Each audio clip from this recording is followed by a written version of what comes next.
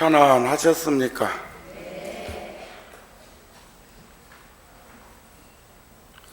오늘은 민속 명절인 정월 보름이기도 하고, 절에서는 음력 10월 보름날 결제한 대중들이 삼동결제를 함께 정진하고 해제하는 날입니다. 또 그런가 하면 초하루 보름은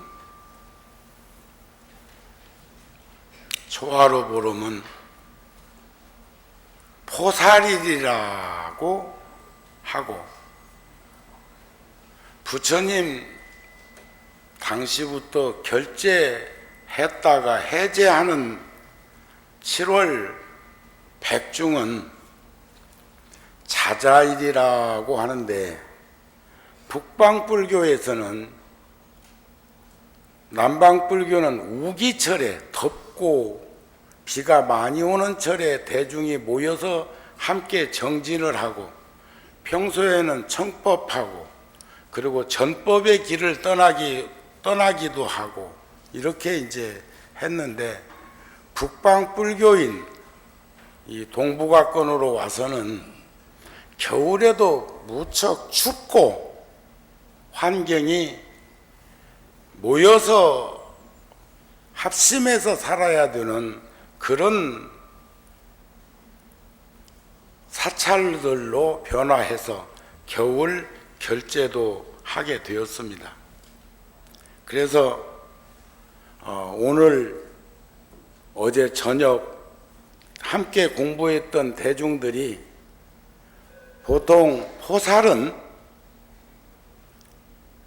보살 계문을 법사스님을 청해서 읽으시게 하고, 그 내용을 들으면서 확인하고 재인식을 하고, 그 다음에 다짐을 하는, 잘 살겠다는, 그것이 포살의 개념인데, 자자는 자기의 허물을 드러내기도 하고 상대의 허물을 들춰내는 게 아니라 일깨워 주기도 하는 날이라고 보시면 됩니다. 이해가 되시지요? 정월달에 춥고, 금년에는 유난히 2월달에 추운데 기도하시느라고 고생을 하셨습니다. 주지스님이 입춘날 말씀이 있었다는 말은 들었습니다. 8년 주지소임을 살았고 9년차 지금 주지소임을 보고 있는데, 인생이 생로병사로 이루어져 있는 거니까 다 겪는 일이지만 다른 이보다 조금 더 심하게 겪어서 쉬게 해드리는 것이 좋겠다.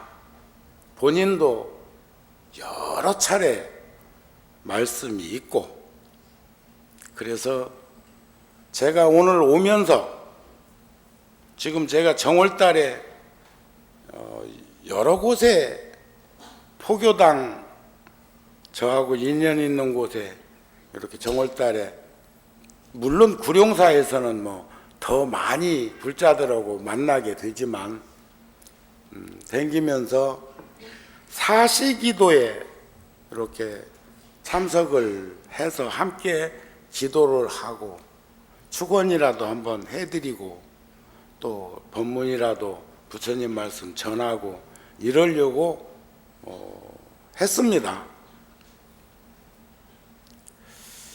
오늘 또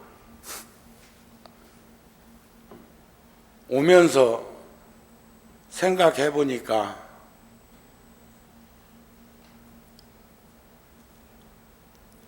97년도에 우리가 이 앞에 길 건너에다가 가건물 하나 하고 이 땅에다가 이 열애사 불사를 하기 위해서 땅을 파기 시작했는데 벌써 15년 됐네요. 만 15년 됐어. 만 15년. 제가 구룡사 불자들한테는 법문하면서 나는 열애사 가서 10년이 넘었지만 5밤도 안 잤다. 네, 그랬거든? 그래도 한 10밤은 잤을 거예요, 여기 와서.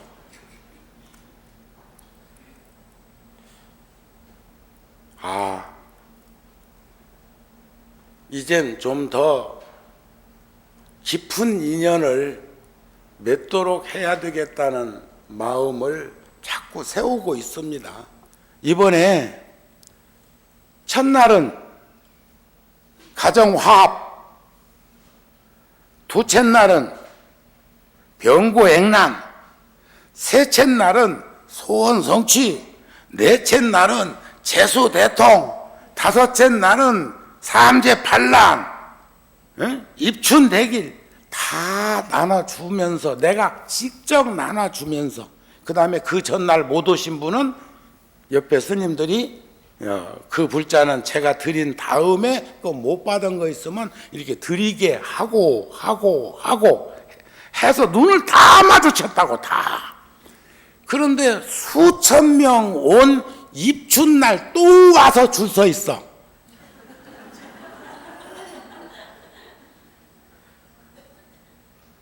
뭐 감당이 불감당이. 그래서 80 이상 되신 어른들부터 나오세요 했는데 25살 먹은 게 그 줄에 같이 서 있으면 내가 그것을 못 봐? 나는 더 했어. 근데 왜 나한테는 시비를 안 할까? 겁나긴 겁나는 모양이라. 스님이 눈 한번 크게 뜨면 겁납니다 이러면서 또 실 지나가는 이도 있더라고. 겁나요? 제가 지금 한 20일 가까이 밥을 전혀 지금 먹지 않았어요. 세포를 좀 바꾸려고, 식생활 개선을 좀 해보려고. 그런데 단식은 아니요. 우리 인터넷 방송을 통해서 방송을 보고 전화가 오고 우리 잡지에 있는 이메일 주소로 막 편지가 막 줄 섰어. 어디 아프냐고. 아파 보이요? 자, 오늘은 염불 공덕에 대해서 골격을 잡아서 말씀을 드리려고 합니다. 그런데 이것은 개인적 기도보다는 공동체가 같은 시간에, 같은 시기에, 같은 공간에서 같이 기도하는 것이 얼마나 좋은가에 대해서 말씀을 드리려고 그럽니다. 그 서양의 철학자이자 시인인 칼린 지브란의 글에 보면 나는 나날이 거듭납니다. 날마다 좋은 날 되어서 내 나이 80이 되어도 나는 여전히 변화의 모험을 계속할 것입니다. 과거에 내가 했던 일은 더 이상 내 관심사가 아닙니다. 그것은 과거일 따름입니다. 나에게는 껴안을 것이 너무나 많습니다. 이 삶의 한가운데 이런 글이요. 칼린 지브란이 누군지 우리 소시 때 책 다 봤잖아요. 부러진 날개 뭐 이런 책들 속에서 다 봤죠. 80된 노인이 1912년에 1910년 요때 쓴 글이요. 그런데 나는 나날이 거듭납니다. 내 나이 80이 되어도 누구요?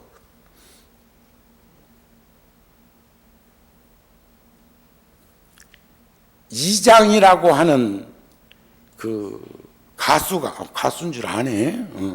요즘 제주도에 살고 있던데 우연히 그러면 그 프로도 봤다 그 말이고 막 그렇구만.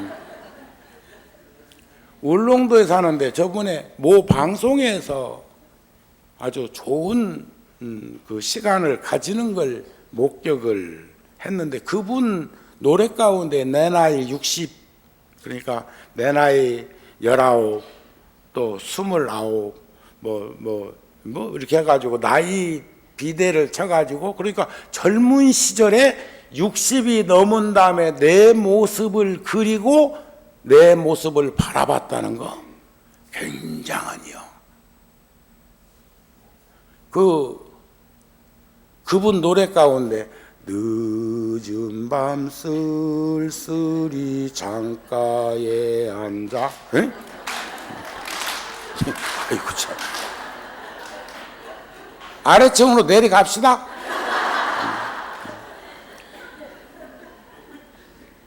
그것도 3절까지 있어 그 노래가. 자, 내 나이 80이 되어도 나는 여전히 변화의 모험을 계속할 것이다. 과거에 내가 했던 일은 더 이상 내 관심사가 아니다. 그것은 그저 과거일 따름이다. 나에게 껴안고 다독거리고 따뜻하게 대해줄 일들이, 사람들이 너무 많다. 내 삶 속에는. 나는 이분 글을 보면서 청년 시절, 소년 시절에 부처님 법문이나 진배 없다고 생각했어. 그러니까 그 메모를 한 종이가 누르꾸름하지요. 이거 아마 한 30년 전에 메모해 놓은 거예요. 살림살이가 시원찮으니까 그 책은 누군가는 방에 와서 가져갈 수도 있고 빌려갈 수도 있고 바보짓을 해야 되니까 좋은 것은 노트에다가 아니면 이런 데다가 메모를 해갖고 30년 후에 다시 쓸 줄 누가 알았겠어? 자, 염불은 기쁜 마음으로 할 수도 있고 애절한 마음으로도 할 수가 있습니다. 진실되게 할 수도 있고 무념 무상의 일념으로 할 수도 있습니다. 하지만 다양하게 이제 하는 거죠. 그런데 이제 어두운 밤에 물건 찾기란, 어두운 밤에 알지 못하는 길을 가기란 훨씬 더 어렵고 힘든 거 여러분들 경험으로 다 아실 거예요. 제가 전에 한번 그런 말씀 드렸는데, 밝은 대낮에는 눈먼 장애인을 길거리에서 만나거든 횡단보도 같은 것 건널 때 도움을 좀 주시오. 그래 놓고는 교만하게 내가 좋은 일 했다가 목에다 뻣뻣하게 힘주고 살지 말고, 훗날 어느 날 전기가 나갔다든지 캄캄한 밤이라든지 시골길을 그와 같이 그 사람과 함께 걷게 된다면 나는 그 사람을 대낮에 화났을 때처럼 도움을 줄 수 있는 상황이 아니라 역전되어서 그의 힘을, 도움을 받아야 되는 이치를 봤으면 좋겠다. 이해가 되셨죠? 아주 껌껌한 밤에는, 어두운 밤에는 눈먼 장애인이 눈 뜬 사람보다, 그분은 낮이고 밤이고 상관없잖아요. 걸어가는 품새가. 근데 낮에 걸어가시는 걸 보면, 그렇게 훨씬 잘 걷는 걸 보면 밤에도 그렇게 걸을 수 있다는 것을 느끼게 된다면 꼭 나는 도움을 줄 수 있는 사람이고 나는 절대로 도움을 받지 않을 거라고 하는 이런 극단적인 말들을 하지 말자 이거 말이죠. 염불 기도에서는 가장 중요한 것이 정념이요 일념이요. 일념. 정념으로 바른 생각으로 망념을 물리치고 무념으로 정념도 물리쳐야 한다는 말씀이 있어. 그러니까 처음에는 이런 거죠. 선방에서 화두를 참고하는 스님들이, 수행자들이, 정진하는 불자들이 처음에는 큰 스님이 화두를 줍니다. 화두라는 게 의심덩어리요. 근데 그 의심덩어리 하나를 주는 연유는 수없이 죽을 듯이 끓고 있는 생각, 번뇌, 망상, 망념을 덜어내게 하기 위해서 큰 의심덩어리를 하나 주는 거예요. 우리가 세상을 살다 보면 어떤 이는 너무 복에 겨워가지고 하소연하기를 스님 저는 안 아픈 데가 없습니다 그래. 안 아픈 데가 없대. 그런데 병원에 가서 진찰해 보면 아무 데도 아픈 데가 없다네. 그런데 왜 나는 안 아픈 데가 없다고 생각을 할까? 복에 겨워서 그래.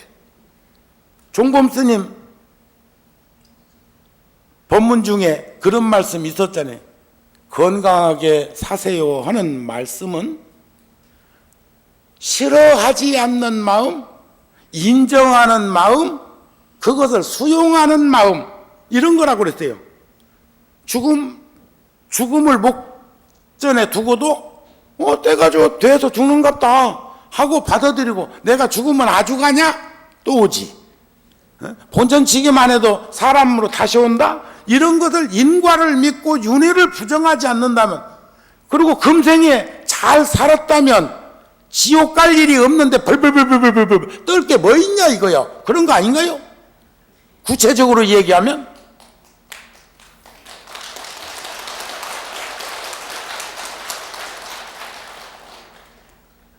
그러니까 결국은 불을 밝혀놓으면 물건을 찾기가 쉽지요. 밝으면. 어두우면 어렵고 그 다음에 거기에 뭐가 있는지도 모르니까 불안하고 초조하고 두렵고 겁나고 무서울 수 있습니다. 이집트의 피라미드 지하 동굴에 가니까 막 코뿔라도 막 돌아다니고 하는데 막 거기에 전문가는 후레쉬 하나 들고도 뱀을 잡아내고 그러던데 그것도 모르고 왔다가 후레쉬 뿔에 뱀 기어가는 그걸 보고 코뿔라가 거기서 착 찢겨드는 거 보고는 얼마나 오금이 세렸겠소? 얼마나 두렵고 겁나고 무섭겠습니까?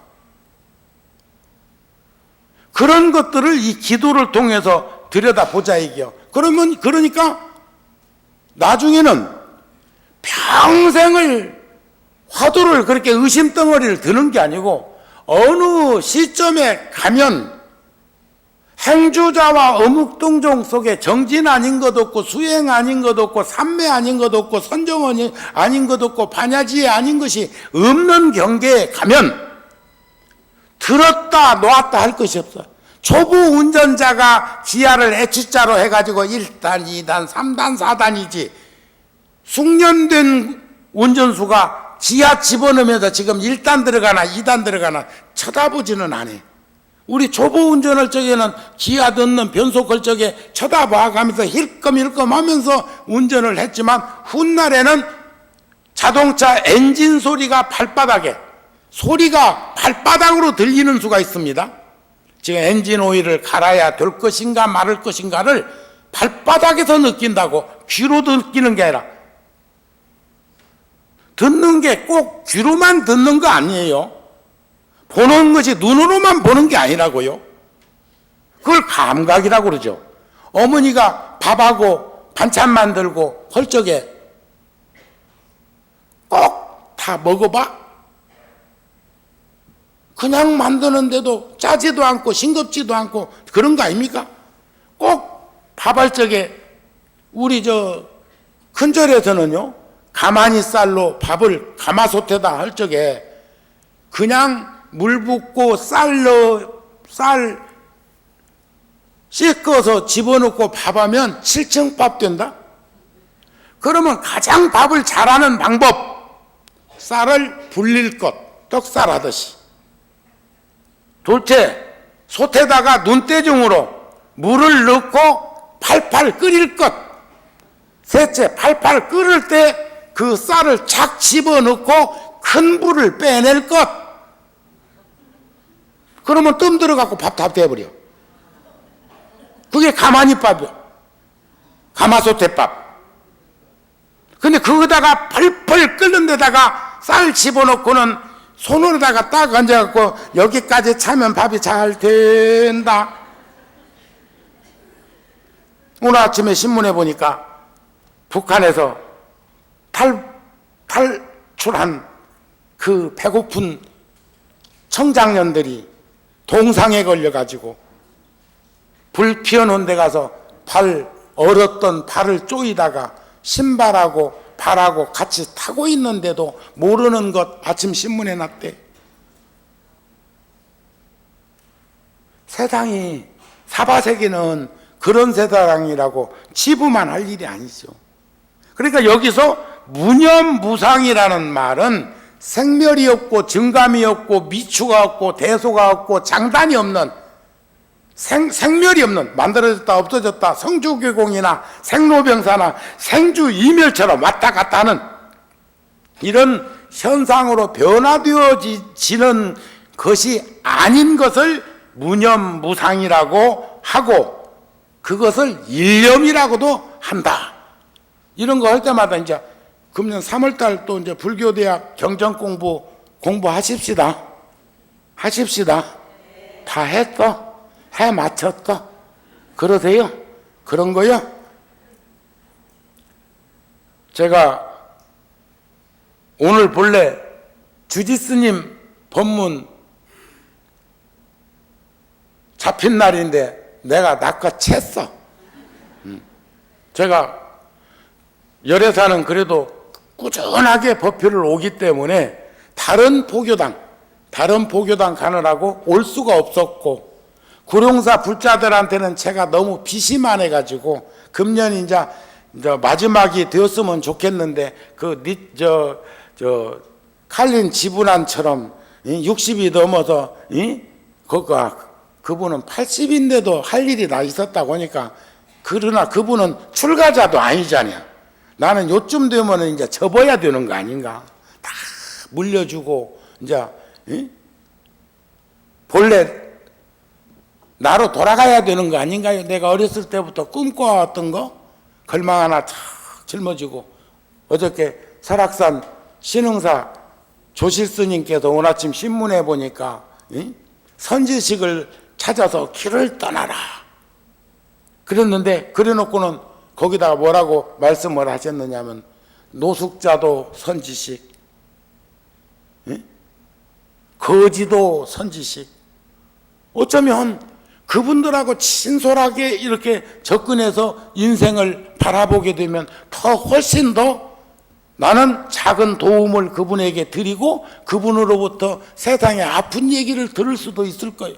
선제동자가 53 선지식을 찾아가는 풍광으로 비춰보기로 하면 참 설악산 신흥사 조실스님이 아주 오래전에 쓰신 시 중에 그런 시가 하나 있지. 벼락 맞을 놈은 난데 뜰 아프 대추나무 내 대신 벼락 맞고 이렇게 나가는 시가 있어. 근데 대추나무가 유난스럽게 벼락을 잘 맞는 게 아니라 요즘은 벼락 맞은 대추나무가 뭐 비싸다고 그래갖고 일부러 전기줄 선 빼가지고 피루점 그거 다 꼽아놓는다 하대. 벼락 맞으라고. 참 얼마나 인간적입니까? 벼락 맞을 놈은 난데.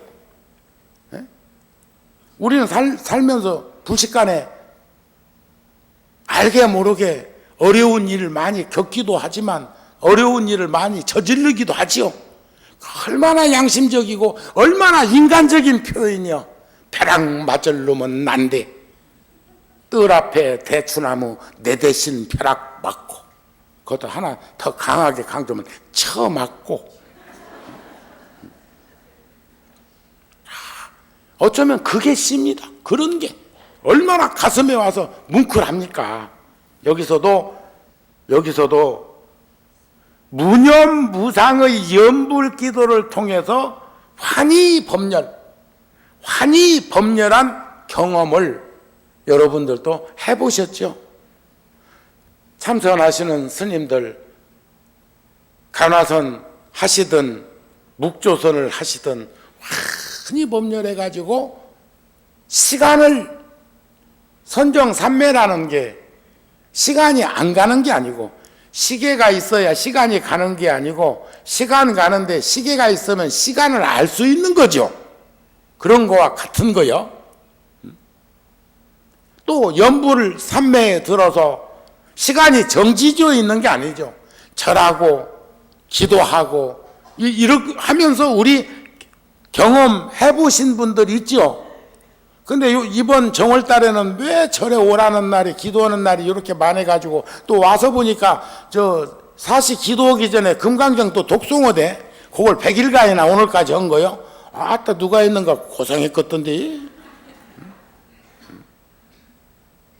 하지만 그런 거 달면서 얼마나 처음에는 힘들기도 하고, 게으름 피고도 싶고, 들어 눕고도 싶고, 나 자빠지기도 싶고, 누가 좀 대신 내 대신 해주면 좋을 것 같기도 했는데, 그것이 순차적으로 내가 그 훈습이 젖어서 그것이 습관이 되고, 그것이 신심이 되어서 발현될 때는 일각이 여삼추이기도 하지만 한철이 그냥 순식간에 지나가 버리는, 시간이 빠르긴 빠르지만 그런 경험들이 있었다는 거예요. 그런데 저는 되돌아 생각해 보니까 입춘날 구룡사에서도 그런 말씀을 드렸는데, 어느 날부터인가 예불을 모실 때, 그전에는 엎드려 갖고 지심 규명 이렇게 요때 일어났는데, 요즘은 통도사에 있으면서부터 소인 볼 때 새벽 예불이나 이렇게 들어가면 지심 규명에 여기까지 오체투지로 탁 엎드려 있으면 그 얼마나 그렇게 편안한지 몰라. 여러분들도 그러세요? 참 편해. 그리고 꼭 부처님을 그냥 눈 크게 뜨고 째려보듯이 쳐다볼 것이나 눈을 지그시 감고 삼계도사 이렇게 하면 부처님이 그냥 화사한 파란 미소가 그냥 머금은 부처님이 그냥 방광까지 하면서 그냥 내 몸속으로 확 오는 것 같고, 미간백호에서는 광명을 놓고 하는 것을 경험하지요.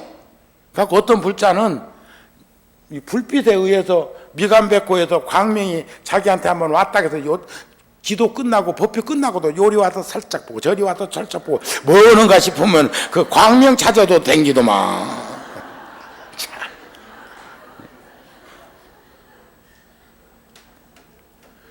제일 편해.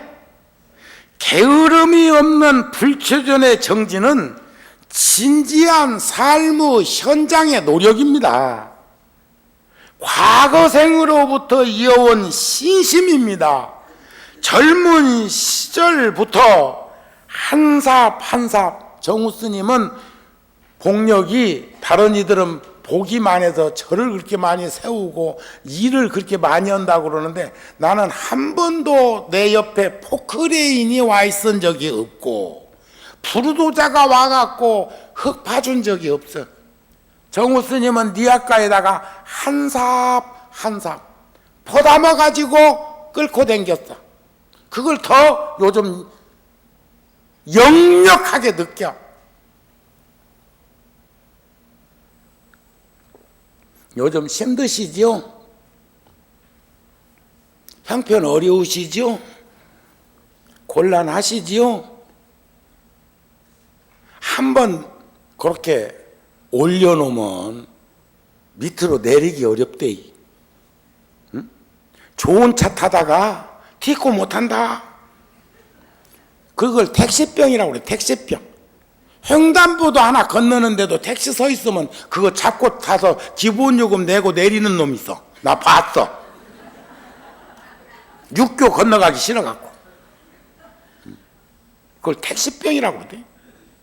그러나 우리 역사적으로 한 50년만 들춰봅시다. 6.25 전후 세대 어른들은 6.25까지도 들춰보세요. 그리고 사진 같은 걸 통해서 그걸 떠올려 보세요. 사진으로만 남아있는 게 아니라 그걸 목격한 어른들은 가슴 속에, 뇌 속에 입력되어 있습니다. 많이 희석되었을 수는 있지만 그 가난한 시절의 배고픔과 헐벗음과 굶주림과 이런 것들 한번 떠올려 보십시오. 우리는 거부장자입니다. 그렇지 않습니까? 거부장자 아니요? 저는 한사 반사 삽질 해오듯 기도하고 정진하고 예불 모시면서 대중들하고 함께 해온 수없는 날들의 참의 기도, 세상에서 가장 편안한 시간이 있다면 법당에서 오체투지로 엎드려서 기도할 때 몸과 마음 다 바쳐 불보살님께 돌아가 의지합니다 하는 그런 예불을 할 때 그렇게 좋을 수가 없었어요. 여러분들도 좋다고 그랬어요. 또 기도하면서 천수경 이렇게 할 때 얼마나 가슴이 시원코 후련하고 맑고 영혼이 깨끗한 그런 빛이 드러나는지 모른다. 그런 말씀입니다.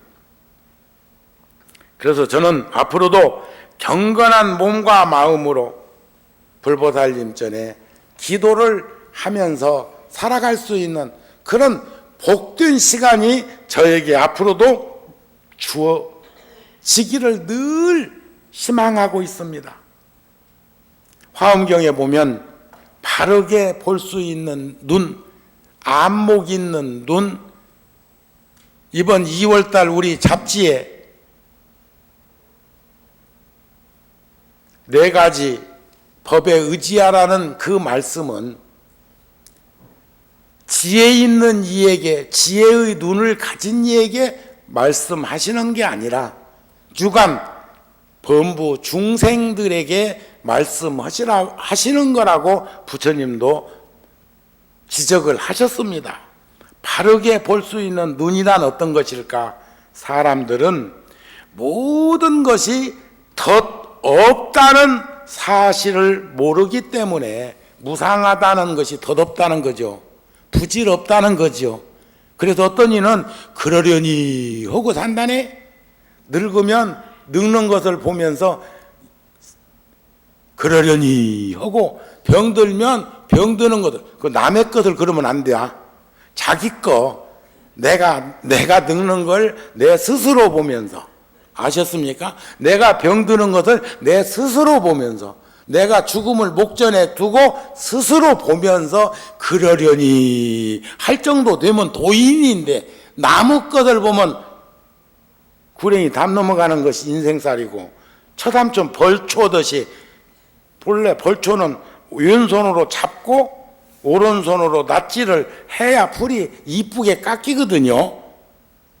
그런데 처삼촌 벌초라는 게 다른 것이 아니고, 이 손은 안 쓰고 든 삽 갖고 착착착 풀 모가지 치는 게 처삼촌 벌초야. 건성으로 하는 거이. 그러니까 사람들은 모든 것이 물질적이고 형상적이고 유형적인 중생의 생각까지도 덧없다는 사실을 모르기 때문에 끝없는 번뇌 망상으로 인한 고뇌를 받고 있다는 거예요. 여러분들 고통과 괴로움 있으시지요? 힘드시지요? 왜 힘들어? 덧없는 걸 몰라 힘드는 거예요. 부질없는 걸 몰라서 그런 거예요. 그것은 부처님의 가르침에 대한 청정한 눈을, 맑고 깨끗한 눈을 갖지 못했기 때문이다. 만약 일체의 마음을 알고자 하면 언제 먼저 부처님의 가르침을 바르게 볼 수 있는 눈을 갖춰야 된다. 안목 있는 눈, 지혜의 눈, 이치의 눈, 이런 눈을 갖췄을 적에 우리는 볼 수 있다는 겁니다. 그렇게만 하면 진실한 부처님을 볼 수 있다. 청정법신, 원만보신, 천백옥하신 입으로만 읊조리는 게 아니라 오늘 불자들 가운데 부처님께, 불보살님께 차를 다려서 올리시던데 그 한복, 개량 한복인가 이쁩디다. 그런데 이왕에 오늘 또 제가 참 15년이나 되었는데 얼마나 내가 무심했으면 아이고 불자들이 좀 힘들겠다. 구룡사 같은 경우에서도 느끼는 게 우리 탁자는 구룡사보다 더 높아. 구룡사는 쭉을 트리고 탁자 밑을 당겨야 되는데 거기서 제가 단점을 발견하고 이 법당을 세울 때 천장을 부처님 모신 데는 12m, 천장 높이가 12m요. 그 다음 여기가 9m. 그래 놓고는 탁자를, 조개다 탁자 같은 데는 좀 안 높읍니까? 그래도 높여서 사람들이, 보통 사람들이 쭉을 트리고 댕기지 않도록 걸어 다니는데 지장 없도록 그 공간을 확보해 놨다고요. 안 가봤으니 아나? 근데 지금 오늘 또 차를 올리는 걸 목격하면서 제가 두 가지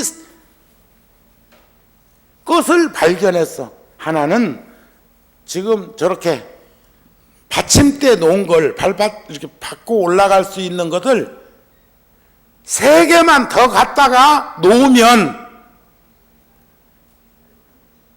바로 해놓겠습니다.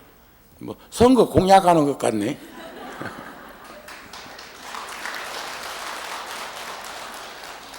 그걸 그 다음에 두 번째는 이왕에 차를 올리실락 하거든 3열에 4보살이니까 7잔을 올리시든지 5잔을 올리려고 하거든. 반반 나눠 먹으라고 중간중간에 또 놓지 말고 부처님 앞에다 놓으세요. 응? 내가 비로자나 부처님 앞에 그 차 올린 것은 제가 향 하나 꽂을 때 살짝 옮겨놨어요. 여기다 놓는다고 부처님이 못 잡수고 저기다 놓는다고 잡수고 하지는 않겠지만 그러면서 또 생각을 해봤어. 저 부처님은 오른손잡이고 저 부처님은 왼손잡인가? 왜 차를 왼쪽에다 놓은 이도 있고 오른쪽에다 놓은 이도 있고. 나도 싱거움 떨기로면 한없는 사람이야. 이게 이제 정월달에 열심히 산 사람들이 한담을 나눌 수 있는 부분이고, 여러분들이 주지스님께서 건강이 여의치 않아 갖고 쉰다는 말을 들었지요? 그러면 누가 습해야 해야 할 거 아니야. 정우 스님이 오겠습니다.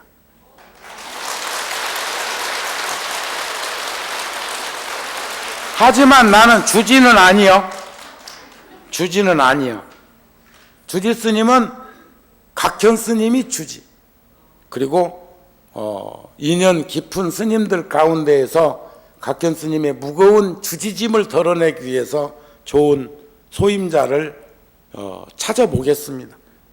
그때까지는 제가 머물도록 하겠습니다. 근데 간언니한테 고생했다고 박수 치는 게 아니고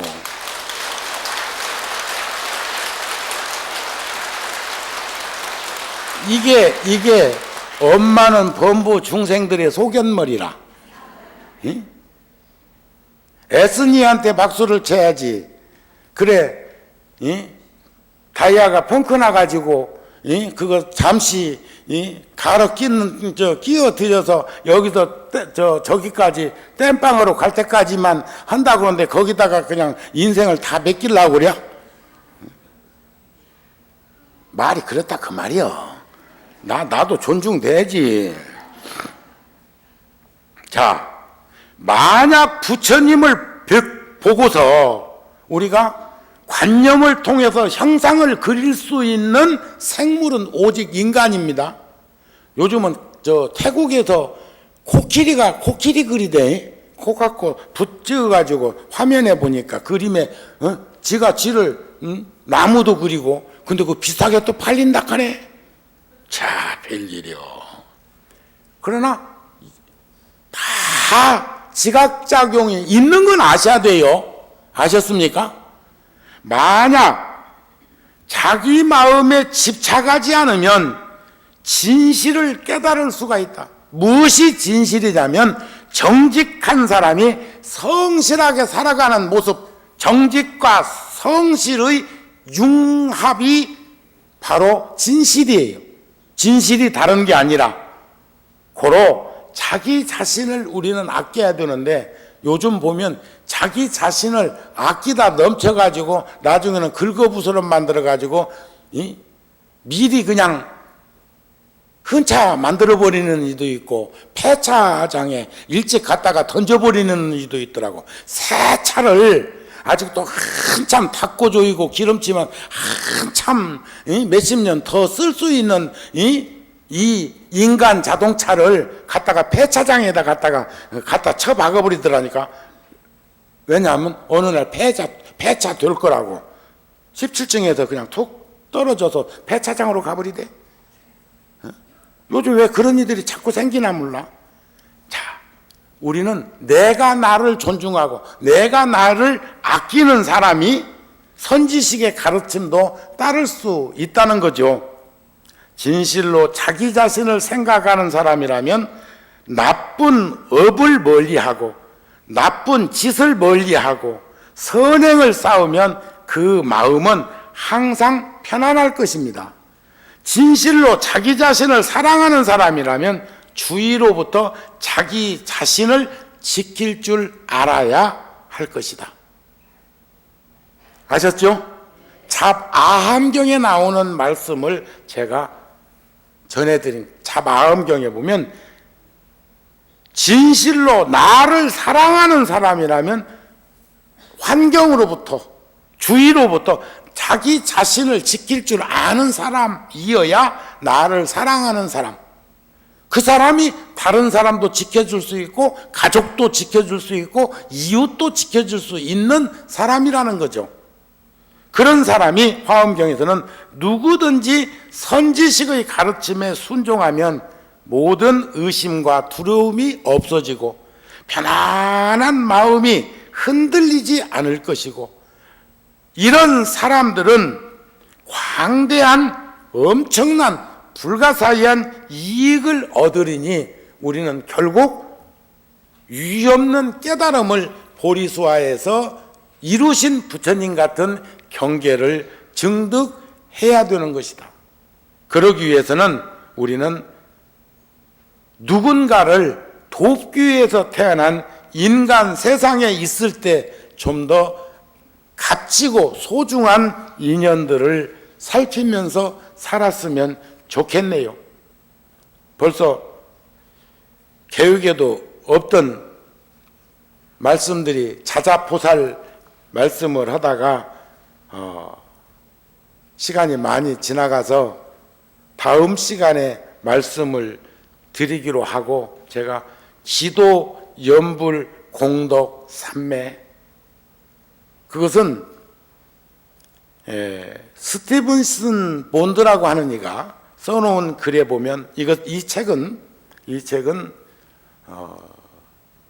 프로이드의 정신분석이나 융의 심리학을 바탕으로 해서 쓰여진 책인데 집단 무의식 아까 말씀드리기를 무념무상으로 정념도 내보내는, 그러니까 화두도, 정진대중이 화두도 처음에는 정념으로 나머지 잡다한 것들을 드러내는 것처럼 사람도 안 아픈 데가 없이 아프다고 그러는데 의학적으로 찾아보려고 그러는데 나타나지 않는데, 여기도 아프고 저기도 아프고 저기도 아프던 사람이 어느 날 큰 상처가 하나 생겨버리면, 불의의 사고로 몸이 어디가 하나가 부러지거나 망가지면, 교통사고 같은데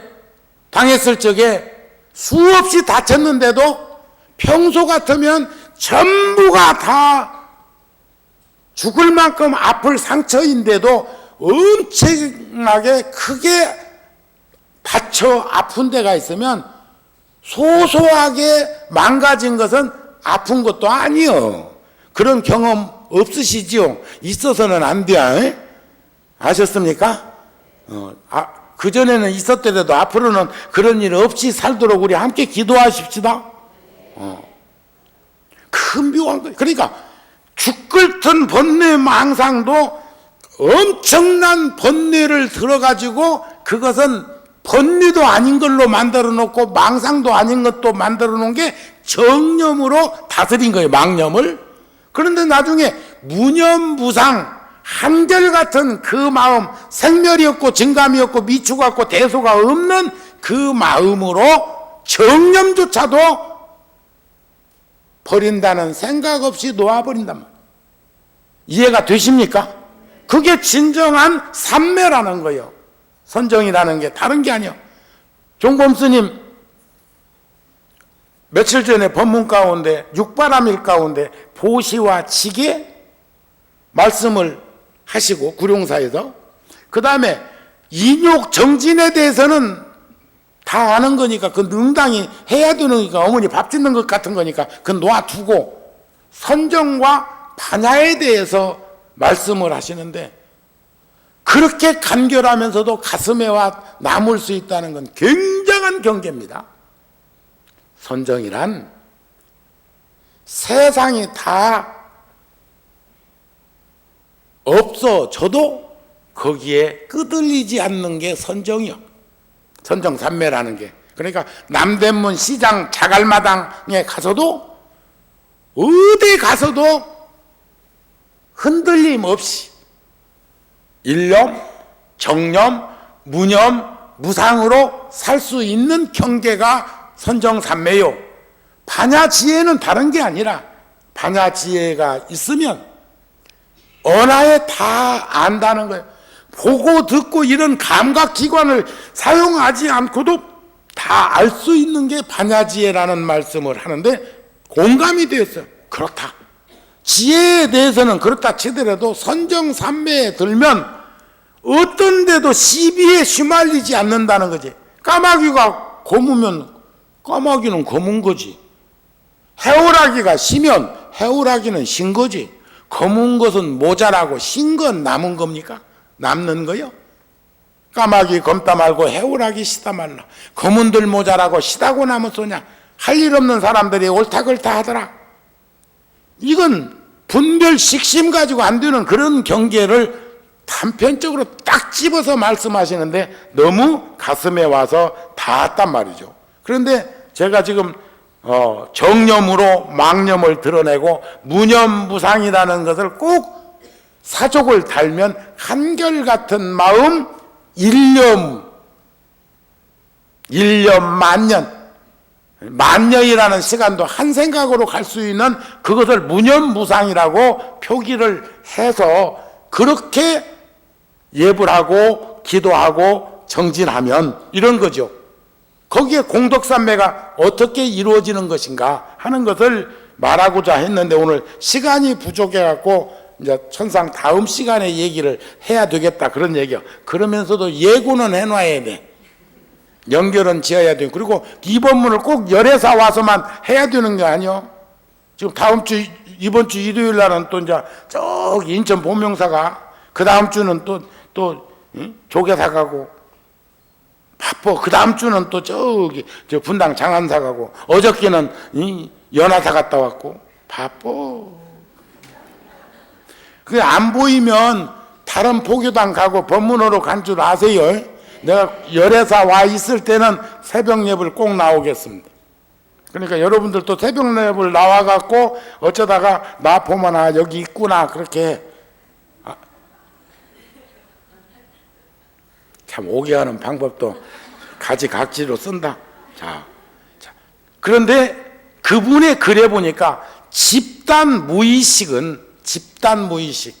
무념, 무상을 부적절한 언어로 표현하자니까 무의식이라고 표현했어. 이걸 명상, 위파사나 같은 경우에서는 반야지혜를 드러내는 그 자리에서는 그 화두를 들지 않는 곳이니까 그런 것처럼 여기서 꼭 언어를 여러분들이 가까이 접근시키기 위해서 무의식이라는 말을 제가 무념, 무상의 자리로 표현해보자 이게.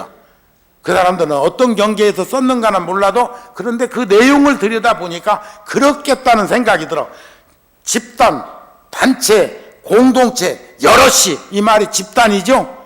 여럿이 무의식, 여러 사람들의 무의식 상태, 일념으로 딱 있는 이 상태는 망상이 아니고 망념이 아니라는 거예요. 망념이 아닌 100만 살 된 영혼과의 접속 관계다 그랬어. 여기서 우리가 만원이라고 할 때 어제 아래 입춘날은, 동짓날은, 초하룻날은 법당이 만원이지요. 회관까지도 꽉 차지요. 여기는 법당이 하도 커가지고 회관은 안 차는가 봐. 구룡사는 막 식당까지도 꽉 차는데 많이 올 때는. 열애사도 적게 오는 건 아니요. 어제도 왔었잖니. 그제도 왔었잖니. 어제 안 오신 분 손 한번 들어볼래요? 어제 안 오신 분 괜찮아 들어봐. 밥의 주인이라고 못 왔구만. 눈치 보여서 못 왔는가? 아니 보살님이야. 그렇지 날마다 오시지요. 부자되라고만 하면 내 얘기는 만원이라는 말이 만명이 들어가서 만원이 아니고 많다는 것을 얘기하는 것처럼 서양 사람들이 백만이라는 말은 백만 살이라는 것은 엄청난 나이를 얘기하는 거죠. 세상에 100만 살짜리가 어디 있습니까? 근데 여기서는 망상이 아니라 100만 살 된 영혼과의 접속으로 그 에너지의 기운의 파장이 어떤 것인가를 여기서 얘기하고자 하는 그것이 바로 함께 같은 시간에 여럿이서 기도하고 부처님을 향하는 세계 각국에 있는 불자들이 마치 이슬람 교도들이 하루에 6번 그렇게 시간을 정해놓고 메카를 향해서 기도하는 것 무시해서는 안 된다는 말씀도 곁들여 드리고 싶은 거예요. 아셨죠? 그리고 요즘 근간에 신문에 보니까 참 죽어가는 이에게 이웃이 진지나 드셨습니까? 진지 잡수셨습니까? 따뜻한 그 말 한마디가, 이웃의 그 말 한마디가 죽음을 연장시켰다는 글을 신문에서 봤어요. 살고 싶은 마음이 다시 생겼다는 말을 봤어요. 정의라는 것이, 이웃 간의 정의라는 것이 어떤 것인가를 목격하게 되었어요. 여러분들도 가까이 인연 있는 분들 살피고 챙기고 보듬고 껴안을 수 있는 그런 마음들을 드러냈으면 합니다. 그렇게 하시고 계시지요? 네? 세상에 저번에 어디서는 부모가 돌아가신 지가 석 달이 넘었는데 어머니인지 아버지인지 아무도 그 집에 이웃도 안 들여다보고 외딴 집이었나? 그랬겠지. 그 마을에서는 아이고 아들네 집 갔는갑다, 딸네 집 갔는갑다, 팔도강산 갔는갑다 이러고 말았을까?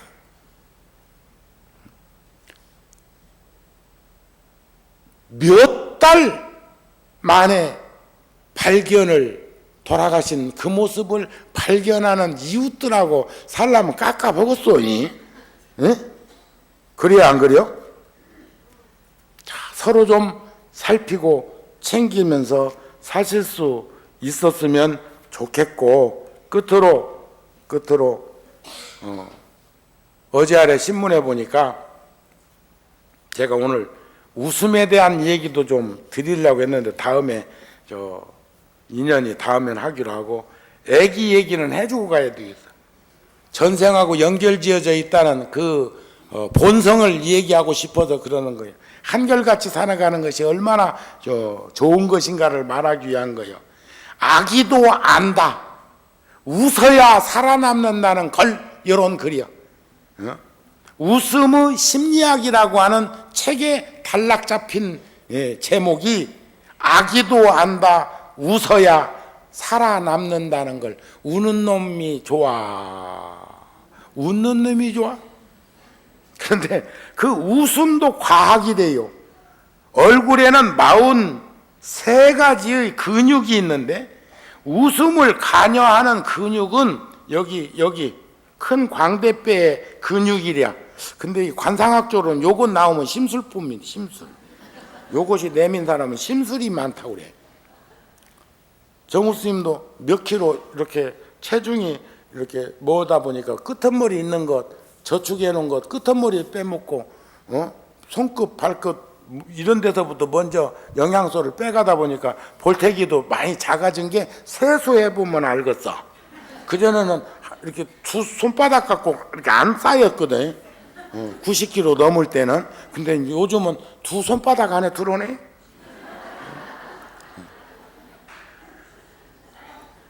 그런데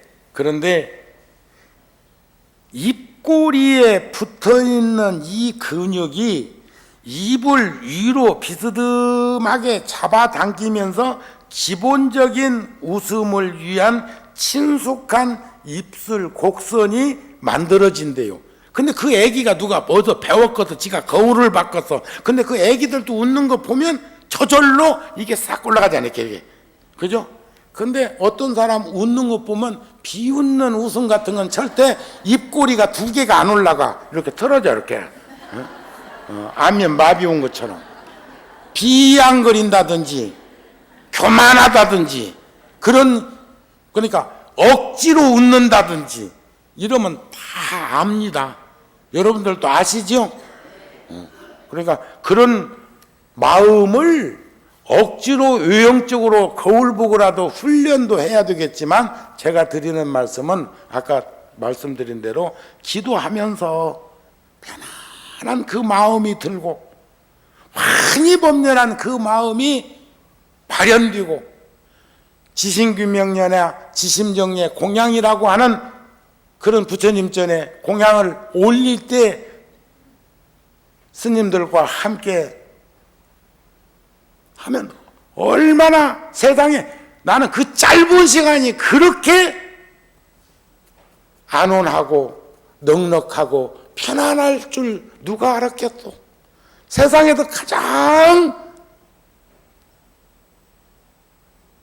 편안한 시간, 부처님께 엎드려 있을 때 나를 낮춤도 되지만 하심도 되지만 거기에서 성숙되면서 발현되는 그런 이치들을 여러다 불자들이 좀 더 세심하게 관찰하고 전해줄 수 있는 중심에 서 주시기를 바랍니다. 혼자 기도하는 것, 혼자가 다중이 되는 것이지만, 가능하시면 여의치 않으면 같은 시간대에 와서 기도를 못하면 집에서라도 하시고, 그리고 제가 소임자들한테 그동안 애썼다는 말씀을 드리기도 하지만, 저는 큰 틀에서 전체의 살림을 보면서 느끼는 것은 꼭 그것이 돈하고 연관지어져 있는 것만으로 생각할 것은 아니지만, 결국 겉으로는 신선노름 하는 것처럼 아무런 뭐가 없는 것처럼 하면서 속으로는 벌벌벌벌 떨고 옹색한 그 심사를 드러내는 것보다는 누군가는 한번 드러내서 말씀을 드리는 것이 나을 것 같다는 거죠. 열애사는 열애사 불자들이 운영하시는 겁니다. 여러분들의 시주에 의해서, 여러분들의 보시에 의해서, 여러분들의 공양에 의해서, 그래서 구룡사에서 열애사를 여러 보교당을 이룩한 것처럼 여러분들도 더 많은 불자들이 백지장도 맞들면 가볍다고 열애사에서 신심 키우고 원력 세워서 진지한 삶의 현장에서 인생을 회항할 수 있는 그런 좋은 도량의 중심에 서 주신다면 열애사도 구룡사처럼 많은 일들을 할 수 있다고 저는 믿습니다. 여러분들은 어떻게 생각하십니까?